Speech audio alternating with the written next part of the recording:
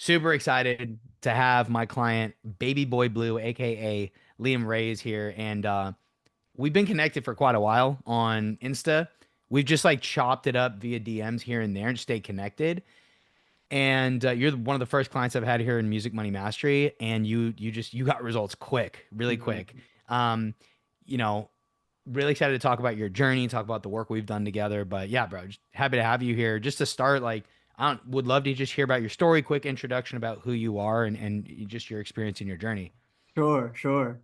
So I'm Babyboy Blue, and I've been a music producer for the past 12 years, and I've been doing it full time for the past 5 years.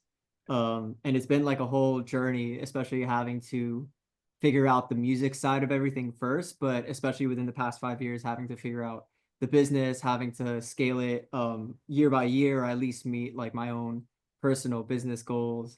It's been a journey every single year, but it's also been, a lot of fun, a lot of learning. And you see when you start to apply a lot of things that you learn, you see a lot of results in the form of more music made, more money made, your business thriving, and everything else in your life just skyrocketing. So that's like pretty much the TLDR of my business. Yeah, that's dope. And on your story, you said you've been producing for 12 years, and but you've been full time for 5 years. Mhm. Before you went full time with it, what were you doing? I was working at a restaurant, and even before the restaurant, I was working like a bunch of different odd jobs while making a small amount of money through music, whether it's streaming money or actual clients coming in. Okay. And so, what made you make the pivot and decide to go full time? I knew for a very long time that I wanted to go full time. I probably knew about like 3 or 4 years before actually making the jump. Mm, Um, mm. I always say that I was lucky to know what I wanted to do for the rest of my life at a very early age. So once the time came where COVID hit and everybody was starting businesses, and it was almost like the perfect time. I had a good amount saved up to at least take a leap. I had some support. I figured like that was the perfect time, and ever since then, it's like been life changing. Dope. Okay, that's awesome. So, catch me and I mean whoever's watching this, but even me, catch me up to speed before we started officially working together. Um, let's talk, just maybe 2024, 2025-ish, like just that time Mhm. range. Yeah. Where were you at with music? Where were you at with business? So 2024 was actually the most money I had ever made uh in my entire, I guess, like music career. It wasn't a lot of money. I think it was somewhere around either 48,000. And it was like a cool thing to happen. And then at the top of 2025, I was kind of like slated for it to happen at least all over again, if not more. But then I saw like a huge dip around February and March, where I was basically like back down to like, oh, not nothing, but almost like down to nothing. And it was Mm. like super, super scary. And during times like that, you kind of just scramble to figure out what's wrong in your business, what's a fix and all that stuff. And that's how like our relationship started, because you started to DM me, and then you started to kind of like ask me questions about my business that just opened up my eyes about what I was missing. Okay, interesting. So, because I remember when we first started, we just did one call where we were just chopping it up, jamming, and I was like, Yeah. dude, let me just like see what I can. It was more of like, what are you doing? Let me share what I'm doing. Let me hear what you're doing. Like, let's just trade secrets and see if we can provide value to each other. Mhm. Um, from there though, like then we decided to like really officially work together. So just so I can get the feedback too, like what made you feel like from the time where we hopped on that one free kind of just that homie call to actually you deciding to like officially, for us to work together, what was it that what was the problem you were trying to solve and what made you want to actually start working with me? Yeah, so I've told this to a bunch of people that I've told about like our like working relationship with, is that I think you gave me like a ton of like undeniable value, pretty much like for free, because that first call when we were talking about our ads and talking about um I guess like the lead flow problem that I had in my business, like it was literally just like that one tweak from changing like the ad, that Mm, I had where it was set to just like people following like a link to like to the forum to do it whatever to like the follow ad and seeing like just the simple results of that and then like kind of just like knowing that I could just run the same ad, especially if I know that it worked before, seeing that happen and seeing all the follows come in and a ton more leads come in was like this man already gave me a ton of value before even trying to like sell me anything. So by the time that we actually got onto like the sales call and I was telling you all of that and then you showed me like another thing that was super wrong, which was like my actual sales process. Like to me, I was just like, well, he already gave me like a ton of free value. Obviously he knows what he's doing, so why wouldn't I just like get you to help me with this problem that I have? mm. Okay, dope. I'm glad I was able to give you that, bro. Like for real. Yeah, Um, game changer. yeah, especially like you because your personal brand is so great. Like your content's amazing, right? It's legitimately entertaining. It's inspiring. You know, when you're a musician, you see someone else make music, there's that inspiration. That's how I feel when I watch your content. Um, and so it's always great to, obviously I respect all my clients, but it's always great to get to help a client who I respect so much with what they're already doing, right? If I can come Mhm. bring that value. So, what was it that you felt like? What was the challenge specifically? You said you kind of touched on it with the sales process. What was the challenge you felt like you were going through in the sales process? A lot of it was basically what happens after the call. So for context, the process that I had before was we'd go through the sales call and then I would tell them everything, including the price, and I would also like kind of nurture them in the call to want them to buy into me.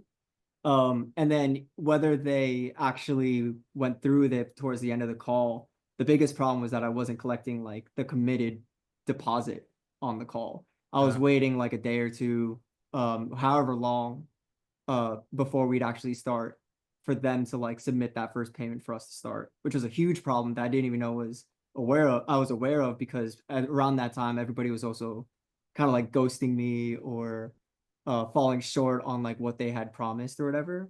mm, So um I remember seeing it firsthand how like you got me on board. And when you got me on board to sign up for you, I was just like, yeah, I think that's like what I need to do. And mm. so even seeing that made me a lot more comfortable into like getting into the mentorship program. Then once I started to like implement what we did on these sales calls and I started to actually see money come in through those calls was like an amazing thing because I was like, wow, like there's no more of this ghosting thing and there's a lot more like reliability. And I know exactly who's going to be committed by the time we start working. Got it. Okay, that's super interesting. Yeah, that's really interesting. One thing based on what you said that just sparked a thought that I want to ask you about. Hmm. So like what we do, which is like we run ads, we DM people, we book calls and take calls as producers to get clients. It's pretty unconventional in the overall music industry. You know, Yeah. usually if you're a producer, it's beat stars, right? Sell cheap beats, or it's a Hmm. YouTube game, or it's let's do it. Let's try to get sync. It's a lot of people are talking about that. I want to get sync, or I want to do jingles or commercials, or I need to get with a label. I need to get with a big artist. And so it's interesting. One of the other reasons I was so hyped to work with you was I was like, bro, you just need like the little bit. You're already doing so much of what I teach anyway. Let me just give you that little bit. So you were already on the other side of like what you were doing. Could you talk about that? I mean, honestly, dude, even independent of our mentorship together, Yeah. just like your mindset as a business person, as a musicpreneur, how did Hmm. you get to that point where you're like, I'm gonna run ads and then I'm gonna like get people on sales calls and do that? Yeah, yeah. Well, the whole I actually didn't discover ads until not even like 8 months ago. So I'm like still relatively new to ads. Okay. As corny as it is, I learned all that through Alex Ramosi. That's So sick. yeah, I learned all of it through Alex Ramosi. But something that I've had a lot of thought with this was like I wanted to make sure that the ad that I ran was very true about the music and had nothing to do with solely metrics. It had nothing to do with I'm gonna get you X amount of streams. because these days, and I noticed this through all my sales calls, is that these people on the call mostly don't want a producer for the metrics or to get big. I'm sure some of them do, but a lot of them just want to make amazing music. So in the ad, and I see, like, not to trash on other ads, but I see a lot of ads where they make it about metrics, or like they make it about the offer, or they make it about other things that aren't really necessarily about the music. And for me, I was like, I want my ad to be very much about like, you need to stop keeping your demos on the vault of your phone because you have a message that you want to put out into the world. And if that's the case and you're stuck um, in that phase because you don't have a producer, then like, here's who I am, all that stuff. And to me, like, that was like super important. And then going back to even sales calls, I've been doing sales calls basically since I started, um, because what I used to do my first year was I would cold DM everybody. Okay. Yeah, literally, I would cold DM everybody. And in the DMs, they would be asking about rates and all this stuff, or like I'd even get DMs asking about rates, and I'd share it through there, or I'd share it through an email. Mm, And I realized after a while that it was just no way to really get somebody on board unless they were already in the market for it. So once I started to get onto the sales call and figure out how to actually talk to them and get them on board for to get us working together, I was like, yeah, this is the only way that makes sense for me to actually price drop and get them on board, and not only just that, but pay me like a high dollar ticket. Because I get something I say a lot is like, people get into the calls, and once I finish it, one of the things that they always say is just like, yeah, you're like the most professional, like most serious producer I've spoken to, and that's like already like a, like, wow, you know. right. um but yeah, that those two are pretty much hand in hand. Like the sales call, I've really been like honing in on and working on and getting the reps in ever since like I started this thing. But the ads thing, I'm like relatively new to it, so So yeah. how long ago did you start taking sales calls? Literally that first year, I remember like probably like in the middle of that first year was when I started to like get onto the call with people. Mm, And it wasn't like the first handful, of course, were just like not structured at all. right. Of course. Yeah, right. Because I all I knew was I had to get on a call, right? And then after a while, I started to learn more and more about like what goes into the sales call. And then yeah, I know that we spoke about how I had my own framework before you told me about yours. So I was running through my own framework, and that framework earned me like a lot of money. And that was literally like the system, almost like how I remember you were telling me that you have your framework like memorized. Like I also had mine pretty much like memorized.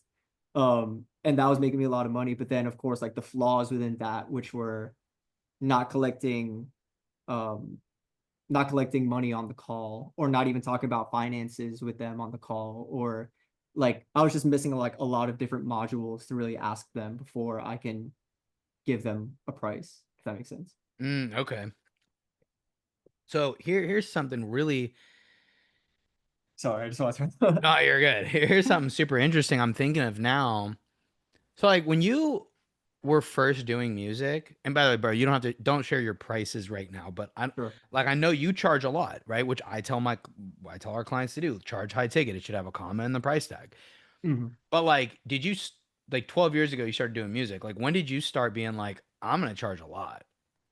Um, that was that was probably my second year of doing it full time, Wow. Okay. because yeah. So the first year was more about, can I make as much money as it did at the restaurant? Right. So to me, I was like, if I have to, like, I was working part time, I was living with my mom. So if I had to make $600 this month, how would I do it? And so it's Mm, the math in my brain is like, okay, like I just got to get two people on board for like $300, and I already made it, right?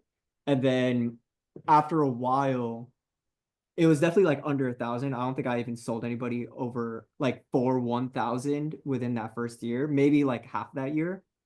Um, but once I started to like get more people in at like a very low ticket price, I started to find myself making like at least $1,000 a month. But then after a while, you start to get used to that. It's just like, okay, but can I make two? Can I make three, four, five, six, like however long that train runs. And then once you realize that like you're stretched for time, especially like considering what I do, which is like the full production package, right? Like Right.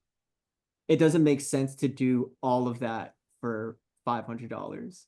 You know what I mean? Like like you're spending You're all of this spent, bro. time On and energetically, you're fucking spent. yeah, and I've seen a lot of homies where they've been through that and they're like so stressed about money or they're just like so burnt on it and they're like taking on projects where they're like low ticket customers where they act low ticket so they're not even um like there's a saying where somebody who's paying you 500 isn't going to take it as seriously as somebody who's paying you like a couple grand. You know what I mean?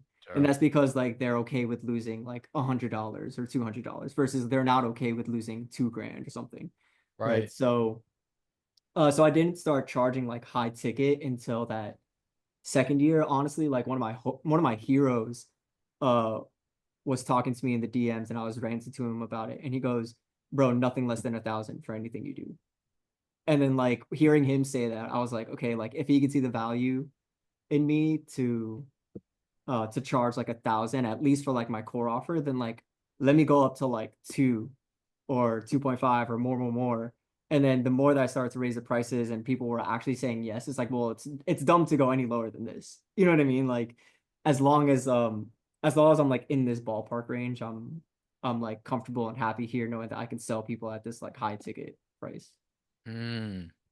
That's fucking game changing. And then like, Yeah. when was the first time you got paid high ticket, a price with a comma? What was that feeling? What was that experience like? Oh, it was awesome.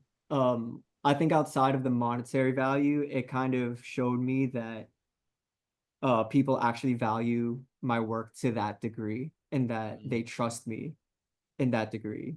Um, because yeah, like some people might make this argument that like they'll pay 2,000 for like a shitty beat or whatever it is.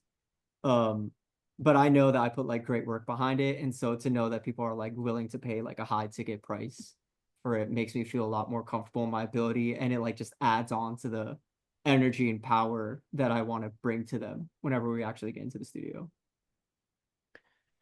That's really cool. That's really cool. I have this sort of hypothesis. I'll see what you think of it too. But like, Hmm.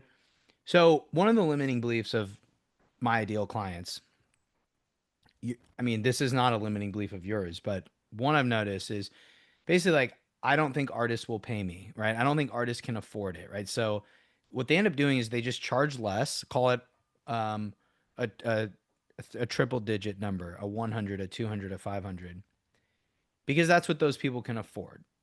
But I've realized something.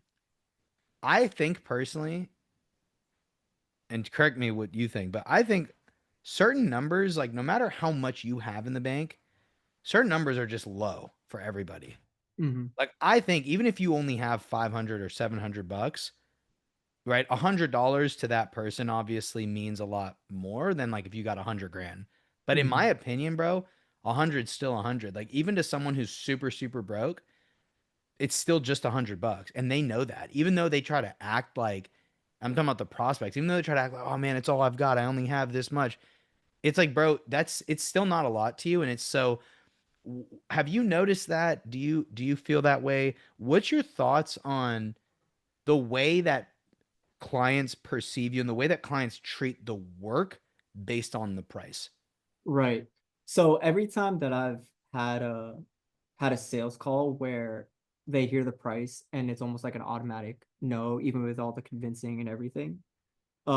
One thing that they always tell me is that they totally understand why it's that. So I've never gotten this thing of just like, 2 grand, like, bro, you're not worth 2 grand, or I can get that somewhere else or something like that. Like Sure. they always say like it makes sense as to why you're 2 grand. Your songs are so good. You're very professional right now. You're all of these things and all that. Um, and I think that when it comes to people who say that, sorry, let me go on my thoughts. when it comes to people who say that artists don't have money or whatever, it also like discredits like how much they care about um how much they're willing to invest themselves and also like the work that they do outside of music in order to like make that dream real. You know what I mean? Like there's literally people who work like corporate jobs and all these jobs that honestly like some of them are making like high six high five figure or like at the very minimum like low six figure salaries and they use that to like fulfill the stream of music.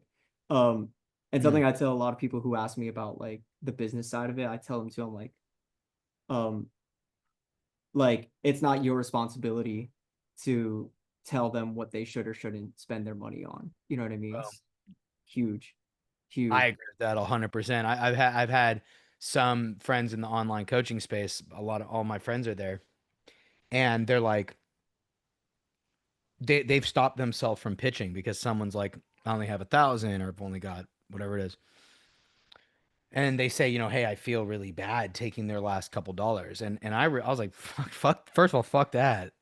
Yeah, Because I'm trying to, I want to help serve and support them. I want to make money too, but at the end of the day, it's also not my fucking business. yeah. Like, what if they think what I'm doing is so valuable, they'd be willing to go all in? Hmm. What's the problem with that? You know what I Yeah. mean? So I love that you said that. I want to ask you about something though. You said you said it discredits. You said something really interesting. I didn't actually get what you said, but you said it discredits the work they do outside of music. You're talking Yeah. about, are you talking about the prospects? Or you're talking about the producers who are trying to sell to the artists? What I'm saying is that like when you make the assumption about like what they do outside of music job wise, right? Like so there are people where they automatically have this brain of music doesn't make money, so they assume that artists aren't willing to put anything into investing in their music Uh, when that mindset discredits those people who are working these day jobs or working whatever it is in order to invest in their music. You know what I mean? The did that yeah, make sense? now Yeah. that makes sense. Because Yeah. it's actually interesting because what I thought you meant was like the producers who assume that artists don't have money. That's discrediting the producers. And it Oh. shows that the producers aren't doing work outside of music and they don't understand business or are going that level. Hmm. But you said the other side of Yeah, it, which is it's the really flip. interesting. Yeah. Yeah, like a lot of my artists, they work day jobs. You know, one of my hardest working artists right now, um, she literally works like a full 9 to 5 and um she gets so much done and she's like her song just dropped and it's like not that it's a lot, but this is like her first song ever and already over like 3-4 thousand plays like on a ton of playlists. She got played on BBC radio like a Wow. few I think like last week. And to me it's just like when you already walk in with this notion of like, there's artists that are broke and everybody's with that mindset, then it's just like, well, what about her? Like she's working a 9 to 5 so that she can invest in her business, and obviously it's paying off, and obviously she sees value in the producer such as myself, that she's actually throwing money at. You know what I mean? So I think you just leave out on like a lot of money when you're assuming people's finances beforehand. You know what I mean? Or you have that fear that's like, oh, like I don't want to skimp them on their last dollar. Or it's just like, well, you don't know if that last dollar to them is what they want to put towards music, Mm. you know? Yes, I love all this. I completely agree with you on that. So that's great. So then you've transitioned to the high ticket. Mhm. And let's talk. I would love to hear about client delivery, what you can share. I mean, because I know you go hard for your clients. You like way Mhm. over deliver. Is there, I mean, without giving away all, I don't want you to give all the sauce, but can you just talk Mhm. about like what's your approach, what's your mindset to like actually delivering for your clients? Yeah. So on the call, one of the things that I kind of tell them about my system is I'm pretty much like a one-stop shop. So a lot of producers they'll go through like multiple different a lot of artists they'll go through multiple routes on getting a song done. They'll go to BeatStars and then they'll have to record it on their own or they'll have to go to a studio to record it. Then they got to find a mix engineer. Then they got to find a mastering engineer. And then they have to do all this stuff. just to end up with a bad product to begin with. So to me, I want them to come to me knowing that we're going to work on the production, the mix, the master, and everything in between that involves that in order to get them like this final, fully produced, studio ready, radio ready song. Um, and a lot of that mentality isn't more like going back to metrics, right? It isn't about like how many days in the studio, like how many mixes, like all that stuff. It's more about like we have a song and let's like do whatever it takes to get that song sounding as good as possible. Granted, of course, like there's internal business things of, like it shouldn't surpass this amount of days or this amount of sessions. And if it does, then there's other stuff. Um, but to me, I just want people to come here with the best songs that they have or write the best songs that they can so that when they get out into the world, they sound as best as they can. Their message is fully sent. It's fully their song. Um, and that's like the entire delivery is to like make sure that that is it. And there's not this huge back and forth of we got to send it to a mixing engineer now. We got to do it to a mastering engineer. We got to go so to some other studio or something like everything is literally in hand. So Mm, that's dope. That's dope. yeah. When you get talk about your ideal clients, and the reason I want to Mhm. hear about this is because it just sets a great example because you land high ticket custom production clients that pay you Mhm. lots of money. Who's your ideal client? And then if you want, I would also love to hear who's like your not ideal client. You know, Sure. Oh both of man. those. I'll go. I'll go. So um first and foremost, they have to be good. Period. Period.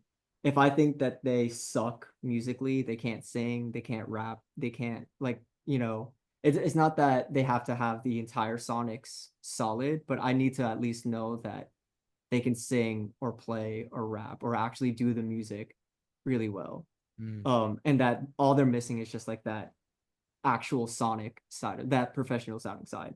So that's number one. They have to be really good.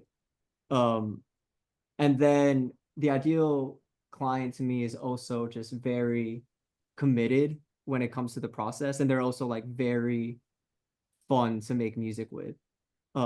What I like to say too is when we're in the studio, there's no such thing as business. There's like no such thing about money or metrics or anything. We're just in this room creating and honestly like making history for ourselves. And so when they're hard to work with, whether it means that they're standing over my shoulders, doing one of these, talking my ear off, or like just like not trusting me, which has happened a lot.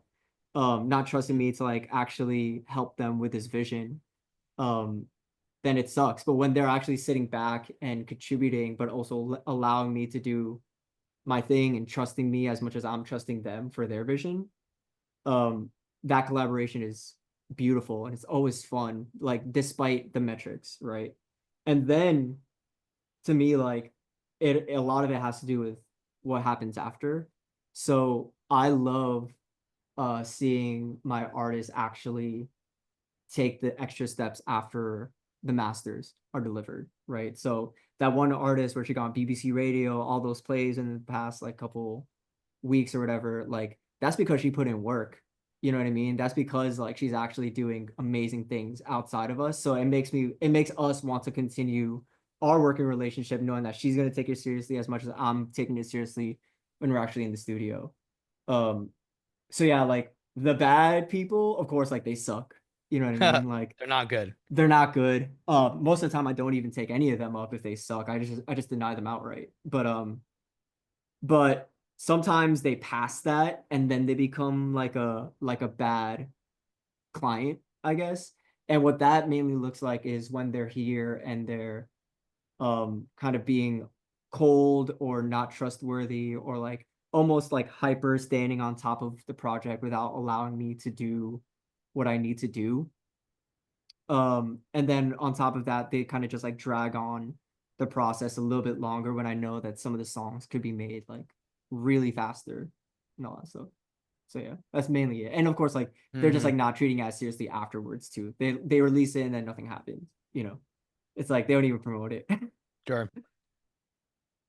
Yeah, a lot of new like even when I was brand new as an artist, I can relate. Like when you just you don't know anything, you know? Yeah. You can tell they're trying to control it because they just don't understand.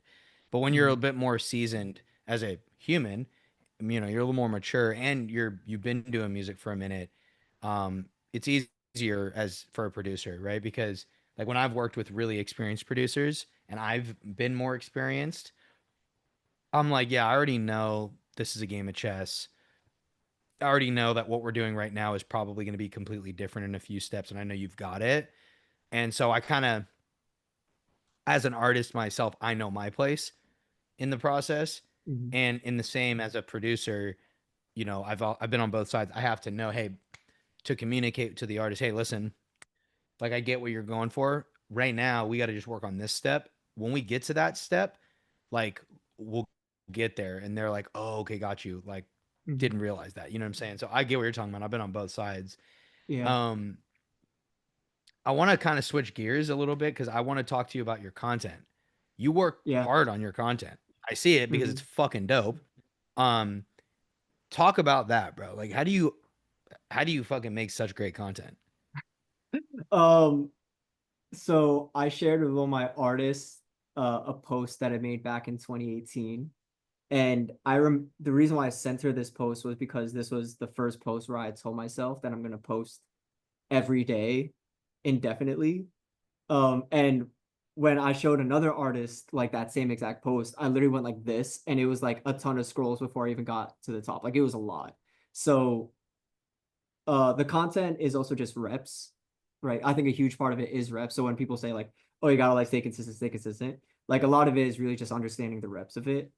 Um, but there's also like this trap that I see a lot of producers fall into. And it's two traps. The first one is the virality thing. They think that everything has to try to go viral. So they'll do all these things like I don't know, they'll like make a lot of content that's really viral trapping. But the thing about that is the ones that go viral are like the stupid videos and they don't bring you anything. Like I tell people that I have one video go viral probably every single year, and those videos literally bring me absolutely no new artists. So that's the first one. The other one is and this is just my own cup of tea. Like I'm not a huge fan of the education content because I've done it before. And I think that like in the producer um and mix engineer community, like everybody does it. So everybody recycles the same information. Everybody recycles the same type of mix trick and all that stuff. So I realized that when I was doing it, I would see followers, but they wouldn't result in the actual people that I want to work with because then I'm getting music producers um, who follow me, right? When I'm trying to get artists, right? Mm. So the chances of me landing like uh, a client through making tutorial content about mixing is totally different than if I actually make content showing the actual music. So I went through a phase of doing mix tutorials, production tutorials, all that stuff. And I remember I started to make kind of like before and after videos about the demos for my artists. Mm. And I noticed that like there'd be videos where they'd only get like 1,000 views on TikTok, but I would get two leads from that. Where like I'll have a video do like 10,000, but zero leads. Huh. You know what I mean? Yes. So I was like, okay, like because this type of content, which is content fully tailored towards artists, which is the people that I want to actually sell to, um, then I only started to make that and only made like the stupid or like music producer ones if I wanted to. And I was getting super burnt from content anyways. Honestly, like I think these days I still do, but the thing that like makes it good is like also at the end of the day, like, am I having fun with it? Like, do I love this video? Even if it like gets zero views, right? Like, do I love this video? Because a lot of the time it just encapsulates what just happened in the studio. Like the magic like just got captured in the studio. So I was able to capture that. Let's put it in a video. It does the job because it allows artists to like actually come through the door and see that I'm a good person to produce their song. But at the end of the day, it's also just like I love this video. Like this is a memory that I have with my artist that I care about. Like I want this to also be cemented for them. Like that's just like that's also fun for me. So that's like the huge content shift right now when it comes to like the business and stuff.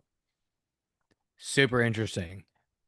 Super Yeah. interesting. I wanted to ask, just kind of selfishly to get ideas for content, right? Because your Yeah. brand is so good. I'm also burnt on content, but Yeah. I'm at this point now where I'm trying to post every day. Hmm. I'm not trying to. I am posting every day, Hmm. and because I really just want to find like this new voice of mine to talk to the idea of helping expert music producers and but I'm like constantly battling between I'm super frustrated. I don't want to fucking make content, and wow, I really love making content. I'm always going back and forth. Hmm. Um, so it's cool to hear from you, and your perspective is very similar to mine. I've had like maybe one post has gone viral for me, and it didn't do Hmm. anything for me. It didn't help me at all. Yeah. So I feel you on that. Just to kind of like um, just kind of switch gears back to the business side of things. Hmm. um, so putting kind of everything together, we really have talked about. We just talked about marketing. We've talked about client fulfillment. We talked about sales. Um, where were you at pretty much like we talked about a little, but where were you at kind of immediately before we started working together? Like where were you at right before and what was the problem you were trying to solve? Yeah. The biggest problem um was pretty much this like whole feast and famine thing where I'll have months like those 2 months, February, March, where I was like dead broke because no one was coming in through the door. Um, and then there was also this problem where people were coming in through the door, but everyone was either flaking, ghosting, or holding off for a very long time, right? Um, so that was making it so I had to drive Uber and do a bunch of like different odd jobs, and I was basically just sitting here. I was crashing out hard, actually. Oh, okay. Yeah, I was crashing out super hard over it, ready to just like kind of give up the business at some point. Um, and then once we started talking, and especially like that very first call where you told me to like just change the ad, like one simple thing that changes everything, which is like, damn, like there is like actual like better strategy to doing this, Mm, outside of just like do trying to go like fully organic content. So of course like the paid ads are part of it, but then also like um making sure people don't flake was a huge thing because at that point before we got into the call I was also getting super frustrated about like everybody like flaking for some reason and it being like super um uncontrollable, I guess is like a yeah. better way to say it, right? Mm, So I okay. wanted to have like a lot more control and kind of like have this weird validation or approval that I can have more control, and by doing that means to like having these people commit on the call, Mm, and no like them showing me both like I guess financially in this case that they are serious about for like sure. having me on board for their music. Yeah. Okay. Wow. The I knew about the Uber, but I didn't know you were at the point where you're like, I'm crashing out, about to like just wanting to quit. I didn't know it was like that. Um, Yeah, yeah. yeah, I I didn't was know. I basically told my partner, I was like, I think if I have like one more terrible month, like in sequence, like it was like February, March, I was like, if April is like really, really bad. Oh, I might be getting some of the months mixed up, but Yeah, like if April is like really bad, then I'm getting a job. Like there's no way that definitely. I can like sustain this life. Um, like kind of like knowing that this is going a little bit downhill. So like I definitely would have still worked on the business, no doubt, but like it would have been so much smaller because then I would have had to like, I don't know, work at a coffee shop for a few months or do whatever to like actually get the bread up to like tackle it again. Yeah, I feel that. Okay. Wow. Thank you for sharing that. Appreciate it. And Mhm. so then we came in, we worked together for quite a short time. I customized something for you just to get you, get you solving the problem of sales. What happened? Like, what were the results you got with us working together? Yeah, so um the biggest thing that we worked on was the sales call and the framework of that sales call, and the biggest one was like learning how to collect money on the call. Um, Mm, of course, like throughout that time, I still had like my usual artists. Um, I had all my artists still like paying me, and like new people came in just through word of mouth, so I didn't have to go through sales call with some of them. But other ones, I I actually got on a sales call with them and we spoke about it. And then I brought up that they have to commit now and to do the payment. And I believe that I collected over like 2 grand already doing so. Okay. Um, so one sales call was 1,000. That was, I think that was the most recent one. The one before that, which about, I gotta tell you about it off later, but like Okay. the one before that was 800, so that's already 1,800. And then the sales call prior to that was 750. Oh Right. no, That no, was a I'm sorry. split pay. Yeah, 750 was a split pay, so we landed on 15. Yeah, 1,500 for that Yeah. one. So what was the math? Shit. 25. Yeah. I had added it up based on what you sent in Slack. It looked like it was 3.3K. Yeah, 3,000. That sounds about right. That's lit. Yeah, and we worked together for like just 3 weeks, so that's fucking awesome. Yeah. Um, it was great, and for me, it was fun and easy to work with you because you're such an expert music producer, and in terms of the business side, bro, you already have so much great understanding of it. You're established with it business wise. You get the marketing, you're doing content. You're not super green to that stuff. Mhm. And so, like, yeah, I knew that's why I know. I was like, bro, I know we're gonna get after it. Like, I know it's gonna be good. So that's super dope. So now with just like where you're at now, like, what are you looking forward to in the future this year, just like overall in your music and your music business? Yeah, of course, like producing for other people is still very much like the bread and butter of my everyday thing. Um, I think part of the reason why I also wanted to drop like a little EP for myself was because I saw you and I was talking to Ange um about how you guys are also releasing music and there's like this partial thing of damn, I mean like they have a little bit more free time to do it and it's still something that's important to them. So I was like, you know what? Like, I think this is like super important to me too. So having Mhm. to like release that, and also, of course, that's part business wise. So scaling the business still is something that's like, I don't know if it would happen this year, but like, it's still super important at the very least this year, next year, whatever. And I think that the whole sales thing that we went through is like super important, a super important aspect of that.